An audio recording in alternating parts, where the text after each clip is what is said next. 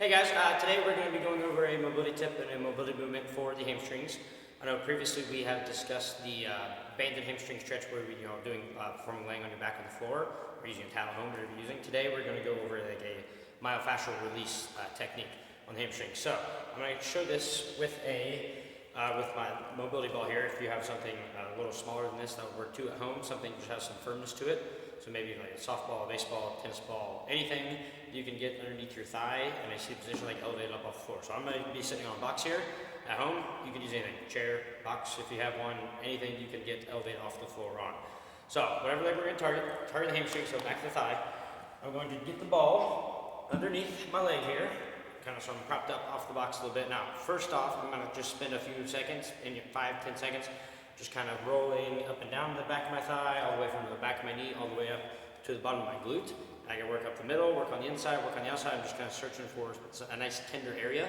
That's going to be the area we want to give the most focus on. So, okay, say I'm working around. Okay, I found a nice spot. This is where it, essentially hurts the most, but I can still bear the pain. So from here, we're going to rest about anywhere from a minute and a half to 2 minutes, just on this one spot, not doing any movement.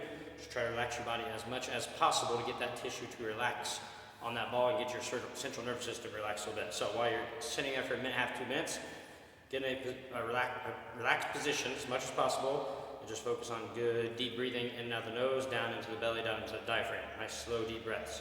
So say your minute and a half and 2 minutes is up, you can stop there if you would like.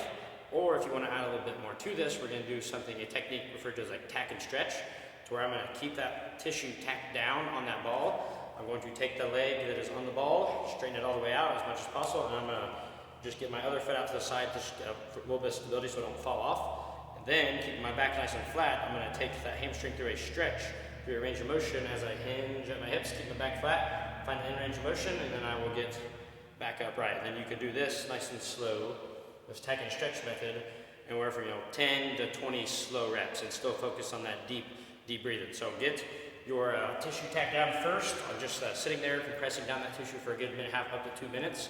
Then if you want to add in that tack and stretch method from 10 to 20 reps afterwards to get a little more out of that, you can. So if you have some tighter hamstrings, struggle with touching toes, or struggle with rounded back on your deadlifts because you can't get a proper position at the bottom, maybe give this a try, see if you can get that hamstring tissue to change over time.